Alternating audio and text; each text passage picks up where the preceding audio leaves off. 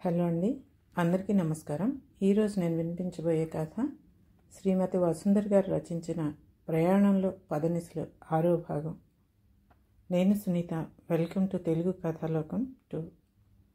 రాజారావు, ఈశ్వరరావు బెజవాడ వరకు టీసీ నాగరాజు పుణ్యమా అని బొంబాయి బోగీలో కూర్చుని వెళ్ళారు. విజయవాడలో దిగి కృష్ణా ఎక్స్ప్రెస్లో హైదరాబాద్కు బయలుదేరారు. తర్వాత ఏమైందో ఈ భాగంలో విందాం. ఈశ్వరరావు ఖాజీపేట వస్తుండగా లేచాడు. నిద్ర ఇంకా వస్తోందట కానీ కాఫీ కోసం లేచిపోయాడట. ఖాజీపేటలో మిరపకాయ బజ్జీలు దొరుకుతాయి. కాఫీకి వెళ్ళినప్పుడు నాకు తెచ్చిపెట్టండి అన్నాడు రాజారావు. ట్రైన్ ఖాజీపేట చేరింది. ఈశ్వరరావు ముందు బజ్జీలు తెచ్చిచ్చి అప్పుడు కాఫీ తాగాడు. రాజారావు శరవేగంతో ఆ బజ్జీలు తినటం గమనించిన ఈశ్వరరావు పరుగున వెళ్ళి మరికొన్ని బజ్జీలు తెచ్చాడు. కాస్త కడుపులో చుర్రుమనటం మొదలుపెట్టగానే రాజారావు బజ్జీలు తినే వేగం తగ్గింది. ట్రైన్ కదిలి త్వరగా వేగం పుంజుకుంది. ఈశ్వరరావు బెర్త్ ఎక్కేశాడు. ఆడపిల్లల పక్కన కూర్చున్న ఒక ఆవిడ ఇంకా చాలామంది బంధుజనంతో ప్రయాణం చేస్తోంది. కంపార్ట్మెంట్లో అందరూ తలా ఒక చోట ఉన్నారు. తెల్లగా, లావుగా, పొట్టిగా, తమాషాగా ఉన్న ఓ 30 ఏళ్ళ ఆవిడ దగ్గరికి వచ్చి తల దూకుంది. అద్దంలో చూసుకుంటూ అక్కడే పౌడర్ కూడా రాసుకుంది. ఆవిడ ఆకారానికి, పర్సనాలిటీకి ఆవిడ చేష్టలు చాలా తమాషాగా ఉన్నాయి. ఒక నటి హాస్యం కోసం తెర మీద నటిస్తున్న విధంగా ఉన్నది ఆవిడ భంగిమ. రాజారావుకే నవ్వు వచ్చినప్పుడు ఆడపిల్లల సంగతి ఇంకా వేరే చెప్పాలా? వాళ్ళు ఒకరి వంక ఒకరు చూసి ముసిముసి నవ్వులు నవ్వుకుంటున్నారు. ఆవిడ తెలుగు ఆవిడే కావటం వలన పైకి మాట్లాడుకోవటానికి వీలు లేకపోయింది వాళ్ళకి. వాళ్ళ అవస్థ గమనిస్తూ రాజారావు కూడా నవ్వుకున్నాడు. ఆ వయసు అటువంటిది. ప్రతి చిన్న విషయానికి ఎక్కువగా చలించిపోయే బుద్ధి ఉంది. తన చిన్నతనంలో తను అంతే. నవ్వు పుట్టించే దృశ్యం చూసినప్పుడు అది తను గ్రహించి నవ్వుకోవటమే కాక వీలైనంత బిగ్గరగా ఆ నవ్వును తోటి వారితో పంచుకోవాలనుకునేవాడు.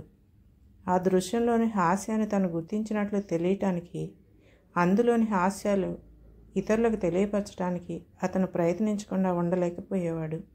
అలాంటప్పుడు ఒక్కోసారి పెద్దల చేత తిట్లు తిన్న సందర్భాలు కూడా కొన్ని ఉన్నాయి.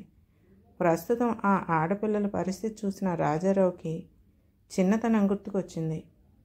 అతను వారి వంకే కుతూహలంగా చూస్తూ ఉండగా వారి ముఖాలు సీరియస్గా అయిపోయాయి. కారణం ఏమీ లేదు. కండక్టర్ వచ్చాడు. నల్ల పరికిణీ పిల్ల 2 రూపాయల నోటు కండక్టర్కి అందించితే అతను పుచ్చుకోలేదు. మిమ్మల్ని ఎక్కడ కావాలంటే అక్కడ దింపేసే అవకాశం నా చేతిలోనే ఉంచుకుంటాను, అందుకే మీకు ఇప్పట్లో రసీదు ఇవ్వనంటూ వెళ్ళిపోయాడు. ఆడపిల్లలు ముఖముఖాలు చూసుకుంటూ ఉంటే రాజారావుకు నవ్వు వచ్చేసింది. అయితే వాళ్ళు అలా ఎంతోసేపు లేరు. మళ్ళీ కబుర్లలో పడ్డారు. సికింద్రాబాద్ ఇంకో అరగంటలో చేరుకుంటామనగా ఈశ్వరరావు, చౌదరి కిందికి దిగి వచ్చారు.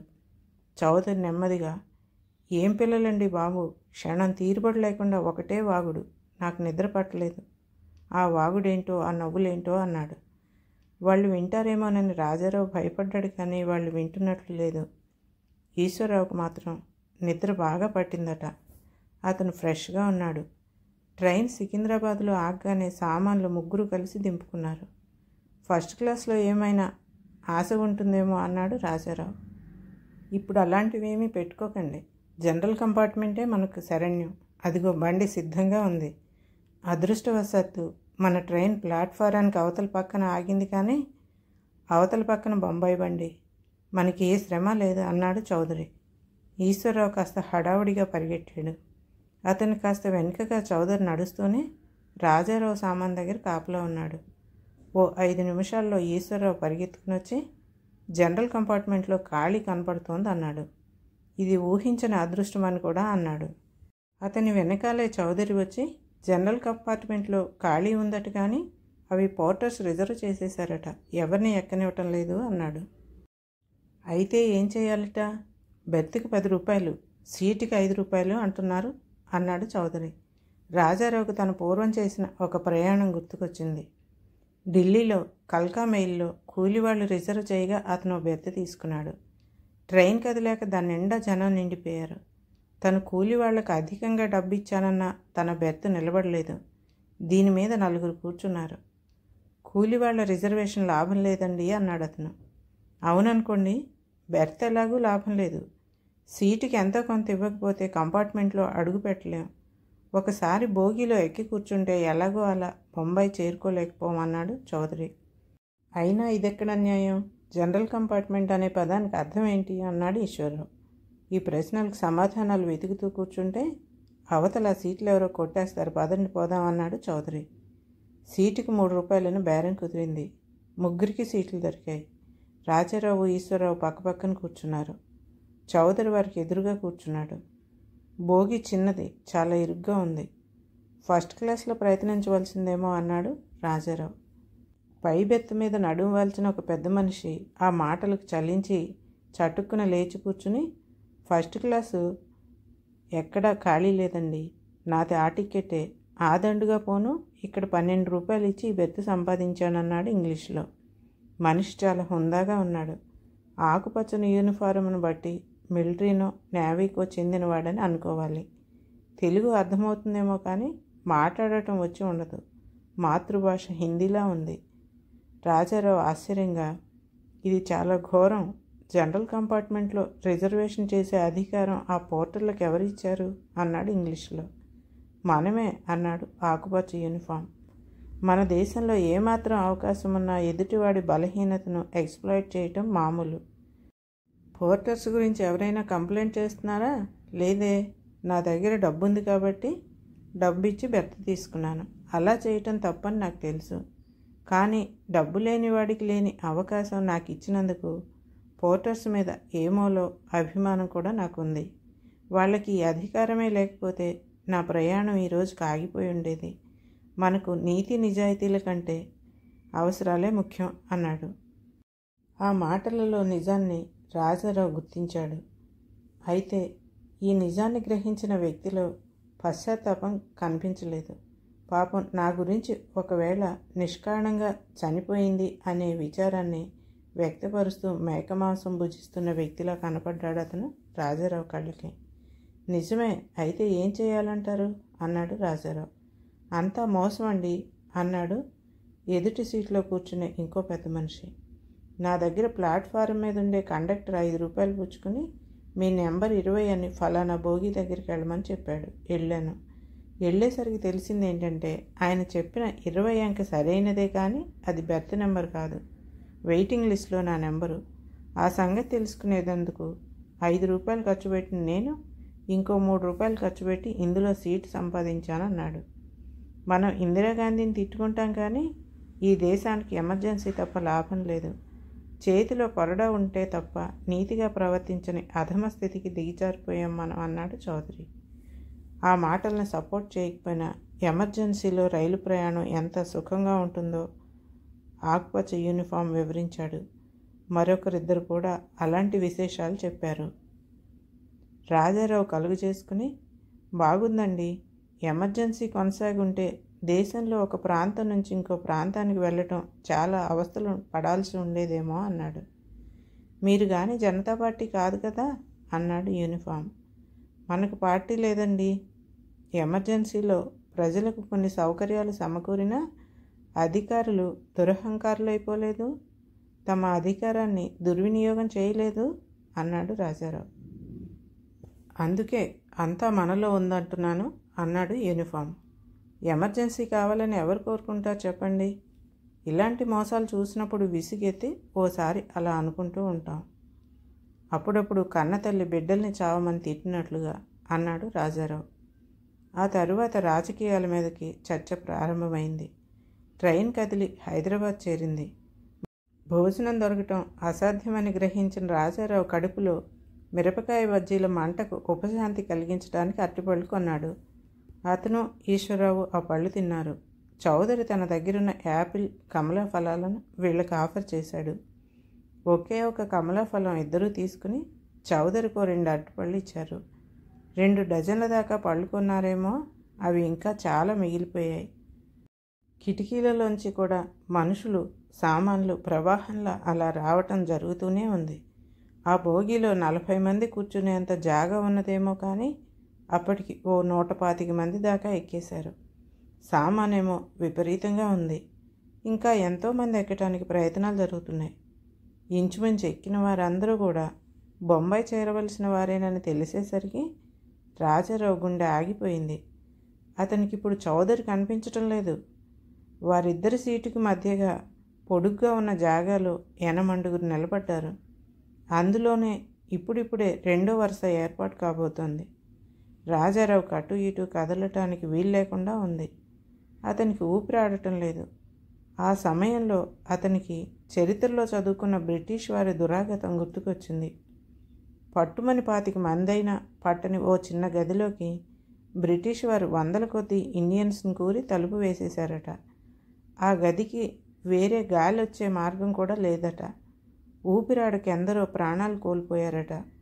హిందూ దేశపు చరిత్రకారులు అది ఒక కిరాతక చర్యగా అభివర్ణించారు. మరిప్పుడు జరుగుతున్నదేమిటి? రైల్వే బోగీకి కిటికీలున్న కారణంగా మనుషులు ఊపిరాడక చనిపోవటం అన్నది జరగకపోవచ్చును, కానీ గాలి దూరటానికి సందు లేకుండా మనుషులతో నిండిపోయి ఉన్న ఈ బోగీలో ఒక రాత్రి అంతా గడుపుతున్న సామాన్య పౌరుడి విషయం ఎవరు పట్టించుకుంటున్నారు? డబ్బిచ్చి టికెట్ కొనటం లేదా? జనరల్ కంపార్ట్మెంట్లో ప్రయాణికుడు రిజర్వేషన్ కంపార్ట్మెంట్లో ప్రయాణికుని కంటే కేవలం ₹5.50 తక్కువ ఇచ్చాడు. ఆ తేడా నరకానికి స్వర్గానికి ఉన్నంత అవుతుందా?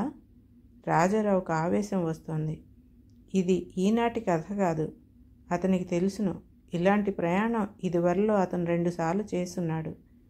అతనికి ఇది 3వసారి మాత్రమే కావచ్చు, కానీ ఏ దృశ్యాన్ని రైల్వే ప్లాట్ఫారం కొన్ని దశాబ్దాలుగా చూస్తూనే ఉంది. రైల్వే అధికారులకు, ప్రభుత్వానికి ఈ విషయం పూర్తిగా తెలుసు. కానీ ఎవ్వరూ ఏమీ చేయటం లేదు. చేయాలని అనుకోవటం లేదు కూడా. రాజారావు ఆలోచనలు ఆగిపోయాయి.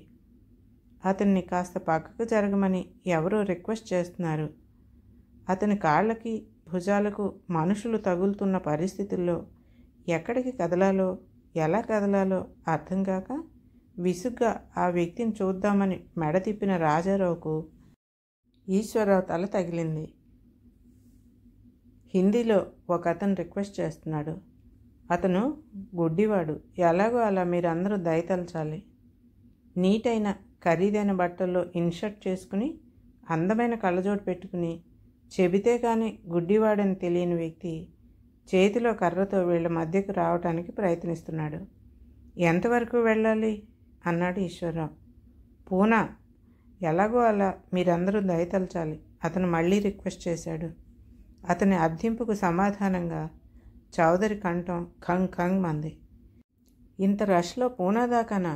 గుడ్డివాడిని ఎలా ప్రయాణం కానిస్తారు? రిజర్వేషన్ దొరికేదాకా ఆగిపోనివ్వండి, లేదా ఫస్ట్ క్లాస్లో దొరికినప్పుడు పంపించండి. ప్రస్తుతం ఇక్కడెవ్వరూ మానవత్వం ప్రదర్శించే పరిస్థితిలో లేరు అన్నాడు. ఈ మాటలకు చాలామంది బలపరిచారు. అయితే గుడ్డివాడు దిగటానికి ఇష్టపడలేదు. అతనికి ఎవరూ సాయపడలేమని చెప్పారు. గుడ్డివాడు చలించలేదు. అతను నిలబడ్డ వాటం చూస్తుంటే ఇలాంటి ప్రయాణాలకు అతను బాగా అలవాటు పడినలాగున్నాడు. ఈ దేశంలో గుడ్డేంటి కుంటేంటి, రిజర్వేషన్ లేకుండా వెళ్ళాలంటే ఇలాంటి ప్రయాణం చేయక తప్పదన్నాడు. ట్రైన్ కదలబోతున్నదన్న సూచనగా గార్డు విజిల్ వినపడింది. అంతవరకు ప్లాట్ఫారం మీద నిలబడి ఉన్నాడో సూట్ కేస్ వాలా. అతను చాలా గొప్పవాడిలా ఉన్నాడు. అతనిని దిగబెట్టడానికి ప్లాట్ఫారం మీదకి చాలామంది వచ్చారు. చాలామంది అతని మెడలో దండలు వేశారు. ఎందరితోనో అతను హ్యాండ్స్ షేక్ చేస్తున్నాడు. ట్రైన్ కదలపోతున్న సూచన విని అతను స్టంట్ సినిమాలో హీరోలాగా దూసుకుపోతున్న బాణంలా అక్కడున్న అందరినీ వదిలించుకుని కిటికీలో నుంచి రాజారావు వాళ్ళు ఉన్న పెట్టెలోకి దూకాడు. అతని బట్టలు నలిగిపోయాయి. మెడలోని దండలు నలిగిపోయాయి. మనిషి కూడా నలిగిపోయాడు. ప్రయాణానికి ముందున్న టీవీ ఇప్పుడు అతని ముఖంలో లేదు. ఆ జనంలో ఊపిరి పీల్చుకునేందుకు ప్రయత్నిస్తున్నాడు అతను. మొత్తం మీద హైదరాబాద్ మీద నుంచి ట్రైన్ కదిలింది. అటు ఇటు కదలలేని పరిస్థితుల్లో ఆ రాత్రంతా అందులో గడపాలంటే ఎంత భయంకరంగా ఉంటుందోనని భయపడుతున్నారు అందరూ. అయితే ఆకలికి రుచి, నిద్రకు సుఖమో తెలియదంటారు కదా. ఎవరి కరుణకు నోచుకొని ఆ ప్రయాణికులను నిద్రదేవత కరుణించింది. ట్రైన్ ఆగినప్పుడల్లా రాజారావుకు మెలకు వస్తుంది. ఎవరైనా దిగుతారేమోనని ఆశగా చూస్తుండేవాడు అతను. ఎలాగో ఒకలాగా మరికొంతమంది ఎక్కడమే కానీ దిగేవారు ఎక్కడ కనపడటం లేదు. పూనా ప్రాంతాల వరకు దిగేవాళ్లే లేరట. చాలామంది బొంబాయి వరకు వెడతారట. గుడ్డివాడు అటు కదిలి ఇటు కదిలి బూటుకాళ్లతో ఎవరినో ఒకరిని తొక్కుతూ ఉండేవాడు. వాళ్ళు విసుక్కుంటూ ఉంటే గుడ్డివాడిని అనేవాడు. ఎవరికీ జాలి కలగలేదు. కావాలని బోగిలోకి ఎక్కి ఇప్పుడు గుడ్డివాడిని అంటావా అని అందరూ కసిరేవారే. క్రమంగా నిలబడిన వారి సంఖ్య తగ్గిపోయింది. ఎలాగో అలా ఎక్కడో అక్కడ చతికిలు పడిపోయారు. అందువలన కంపార్ట్మెంటు మరింత ఇరుకైపోయింది. గుడ్డివాడి బాధ చూడలేక ఒక ఆయన బెర్త్ మీద కూర్చోమన్నాడు. చెప్పిందే తడవుగా గుడ్డివాడు బెర్తెక్కి కూర్చుని 2 కాళ్ళు కిందకి వేళ్లడేశాడు. అతని కాళ్ళు తిన్నగా చౌదరి ముఖం మీదకి వచ్చాయి. ఏయ్, బూట్లైనా విప్పు, కాళ్ళు ఎలాగో అలా పైకైనా పెట్టుకో అన్నాడు చౌదరి. గుడ్డివాణ్ణి బూట్లు విప్పితే ఎక్కడని వెతుక్కోను? బాగుంది, కంపార్ట్మెంట్లో ఇందరున్నారు, ఎవరో ఒకరిస్తారులే, వెతుక్కోవటం పెద్ద సమస్య కాదన్నాడు చౌదరి. ఓసారి ఇలాగే నా బూట్లు పోయాయి అన్నాడు గుడ్డివాడు. అయితే కాళ్ళు పైన పెట్టుకో అన్నాడు చౌదరి. కళ్ళున్న వాళ్ళ వస్తువులే పోతున్నాయి, ఈ రోజుల్లో గుడ్డివాడి సంగతి వేరే చెప్పాలా? గుడ్డివాడు కాళ్ళు పైన పెట్టుకున్నాడు కానీ ఉండుండి కాళ్ళు సాగదీసుకోవటం కోసం వాటిని కిందకి జారుస్తున్నాడు. 2-3 సార్లు హెచ్చరించాడు చౌదరి. ఆ తర్వాత నుంచి కాళ్ళు కిందకి దిగజార్చినప్పుడల్లా వాటిపైన కొట్టడం ప్రారంభించాడు అతను. రాజారావుకు జాలి వేసింది కానీ చౌదరిని మాత్రం ఏమనగలడు? అర్ధరాత్రి వరకు వాళ్ళలా తగులాడుకుంటూనే ఉన్నారు. చివరికి గుడ్డివాడు రాజారావు ఉన్నటువంటి బెర్త్ వైపు మారాడు. ఈసారి అవస్థ రాజారావుకు వచ్చింది. అయితే ఇబ్బందిగా ఉన్నప్పటికీ అతను చౌదరిలా కటువుగా ప్రవర్తించలేకపోయాడు. కానీ బూటుకాళ్ళు అప్పుడప్పుడు ముఖానికి తగులుతూ ఉండటం వలన అతను కూడా హెచ్చరించక తప్పలేదు. ఏం చేయను గుడ్డివాడిని అన్నాడు గుడ్డివాడు. ఏం గుడ్డివాడివో, మనతో సమానంగా ప్రయాణం చేస్తూ మన ప్రాణాల మీదకి వచ్చాడు. కాలు తగిలినప్పుడల్లా పిక్కసం పెట్టేయండి అన్నాడు చౌదరి తెలుగులో. రాజారావు గుడ్డివాడితో, నీ జోళ్లకు నేను బాధ్యత వహిస్తాను, ఇంతమంది ప్రయాణికులు ఎదుట చెబుతున్నాను, కనీసం బూట్లు ఇప్పేసాయి అన్నాడు. గుడ్డివాడు బూట్లు ఇప్పలేదు. కొంతమంది రాజారావు మీద జాలిపడ్డారు. గుడ్డివాడు కదండి, అతని భయం అతనిది, ఎలానో అలా సర్దుకుపోండి అన్నారు. రాత్రి తెల్లవార్లు అతనికి బూట్లున్న గుడ్డివాడి బాధ తప్పలేదు. ఓ రాత్రి వేళ రాజారావుకి బాత్రూంకి వెళ్లాల్సిన అవసరం వచ్చింది. చుట్టూ చూసి లాభం లేదనుకున్నాడు. ఇంకో అరగంట పోయేసరికి ఓసారి బాత్రూంకి వెళ్ళొస్తే కానీ నిద్ర పట్టదనుకున్నాడు. లేచి చూద్దామని ప్రయత్నించి విఫలుడై ఊరుకున్నాడు. నిద్రాదేవి కరుణించిన కారణంగా అతను ఎలాగో అలా 5 గంటల ప్రాంతం వరకు ఉగ్గబట్టుకున్నాడు. ఆ తర్వాత ఇక లాభం లేదనిపించి లేచాడు. గుడ్డివాడి కాళ్ళు ముఖానికి తగిలాయి. తప్పించుకుని పాదం ఎత్తాడు. ఎత్తిన పాదం దగ్గర ఏర్పడిన ఖాళీలోకి వెంటనే కింద పడుకున్న వ్యక్తి సర్దుకున్నాడు. రాజారావు తన పాదాన్ని ఎక్కడ దించాలో అర్థం కాలేదు. ఒక చేత్తో బెర్త్ను ఊతగా పట్టుకుని ఒంటికాల మీద నిలబడి అతను కంపార్ట్మెంట్ను పరిశీలించసాగాడు. కాలికి అందేంత దూరంలో బూటు పెట్టే అంత ఖాళీ ఒక బెడ్డింగ్ పైన కనపడింది. ఆ బెడ్డింగ్ మీద అన్ని పక్కల నుంచి మనుషులు పడుకుని ఉన్నారు. రాజారావు తన పాదాన్ని అక్కడ పెట్టి 2వ పాదం ఎత్తాడు. కింద ఏర్పడిన ఆ ఖాళీలోకి వెంటనే ఇంకో వ్యక్తి సర్దుకుని పడుకున్నాడు. రాజారావు టైం చూసుకున్నాడు. బాత్రూమ్ సరిగ్గా అంగుళం దూరంలో ఉంది. అక్కడికి వెళ్ళటానికి ఎంతసేపు పడుతుందో ఏంటో. ఇప్పుడు రాజారావుకి ఎట్టెళ్లాలో ఎలా వెళ్ళాలో తెలియటం లేదు. చాలామంది కూర్చుని, కొద్దిమంది పడుకుని నిద్రపోతున్నారు. కళ్ళు మూసుకుని నడిస్తే కొంతమంది మెడలను, కొంతమంది పాదాలను, మరికొంతమంది పొట్టలను తొక్కుకుంటూ వెళ్ళాలి. అతని సీట్ల అంచుల్ని, మనుషుల మధ్య ఉన్న సూదిమనంత ఖాళీలను ఆధారంగా చేసుకుని 10 నిమిషాల పాటు ప్రయాణం చేసి బాత్రూమ్ ఉన్న సందు దగ్గరికి వచ్చాడు. ఎలా వెళ్తావయ్యా, అవతల బాత్రూంలోకి వెళ్ళు అని అతన్ని హిందీలో కసిరి, బాత్రూమ్కి వెళ్ళినా ఏం లాభం, దాని నిండా మనుషులేగా అనుకున్నారు వాళ్లలో వాళ్ళు తెలుగులో. రాజారావుకు ప్రాణం పోతున్నట్లుంది. ఆ అవస్థ అనుభవించేవాడికే కానీ తెలియదు. వాళ్ళు తెలుగులో మాట్లాడుకోగానే అతనికి కాస్త ధైర్యం కలిగింది. మీరు తెలుగు వాళ్ళేనా అని నామమాత్రంగా పలకరించి అర్జెంటుగా నెంబర్ 1కి వెళ్ళాలి. 5-6 గంటల నుంచి ఉన్నాను, ఇక ఉండలేనన్నాడు. ఒక అతను జాలిపడి, ఎలా పెడతారు, బాత్రూంలో అడుగు పెట్టడానికి కూడా లేదు, నిండా మనుషులే అన్నాడు. నా అవస్థ నేను పడతానని రాజారావు బాత్రూం సమీపించాడు. ఆలోగా అతను ఓ మనిషి కాలు తొక్కిని తిట్లు తిన్నాడు, కానీ పట్టించుకోలేదు. అతనిని ఇప్పుడు మొండితనం ఆవహించింది. బాత్రూం తలుపులు తీసే ఉన్నాయి, కానీ అందులో అడుగుపెట్టే అవకాశం లేదు. ఒక్క క్షణం అందులో నుంచి బయటికి రమ్మనమని అందులోని వ్యక్తులను బ్రతిమలాడేది అతను. బయటికి రావడానికి చోటుంటే ఇందులో ఎందుకుంటాం అని విసుక్కున్నాడు అందులో ఓ వ్యక్తి. అతనితో వాదించే శక్తి రాజారావుకు లేదు. అందువలన అతను చేతులు జోడించి ఎలాగో అలా ఆ పక్కనున్న 4 బయటికి రండని వేడుకున్నాడు. అవతల బాత్రూం ఖాళీగానే ఉంది, అందులోకి వెళ్ళండి అని చెప్పటం మినహా వారు ఇంకేమీ సహాయపడలేదు ఇతనికి. అక్కడ పని జరగటం అసాధ్యమని తెలిసాక రాజారావు వెనుతిరిగాడు. ప్రయాణంలో పదనిసలు 6వ భాగం పూర్తయింది. ఈ కథ కనుక మీకు నచ్చితే లైక్ చేయండి, షేర్ చేయండి, మరియు సబ్స్క్రైబ్ కూడా చేయండి.